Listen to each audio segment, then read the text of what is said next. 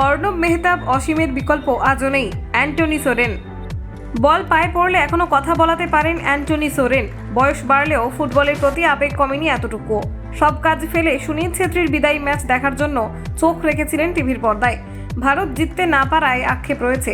Team ইন্ডিয়ার বর্তমান ফুটবলারদের প্রশংসা করেও তিনি বলেন, অর্ণব মণ্ডল, মেহতাব হুসেইন, অসীম বিশ্বাসদের বিকল্প আজও পায়নি ভারতীয় ফুটবল। বৃহস্পতিবারের যুব ভারতীতে কুয়েতের বিরুদ্ধে যেন তেন প্রকারে জয় দরকার ছিল ভারতের। শুরু থেকে আক্রমণে যাওয়ার চেষ্টা করেছিল দল। কুয়েতের দরকার ছিল একটি পয়েন্ট। অঙ্ক বুঝেই মাঠে নেমেছিল তারা। কুয়েত নিজেদের পরিকল্পনা বাস্তবায়িত করতে পেরেছে, পারল না টিম ইন্ডিয়া।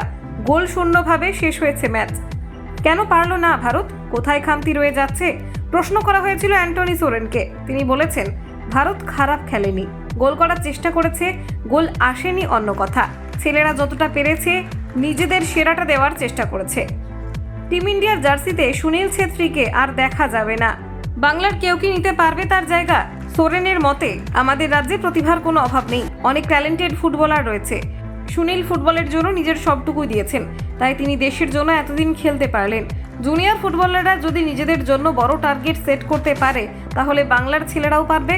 তবে কি জানো তো, অর্ণব মণ্ডল, মেহতাব হুসাইন, অসীম বিশ্বাসদের বিকল্প আজও ভারতীয় ফুটবলে নেই। একসঙ্গে খেলেছি বলেই জানি ওরা কোন মানের ফুটবলার। এই তিনজনের অভাব এখনও রয়ে গিয়েছে, আক্ষেপের সঙ্গে বলেছেন অ্যান্টনি সোরেন। কলকাতা 24/7.in।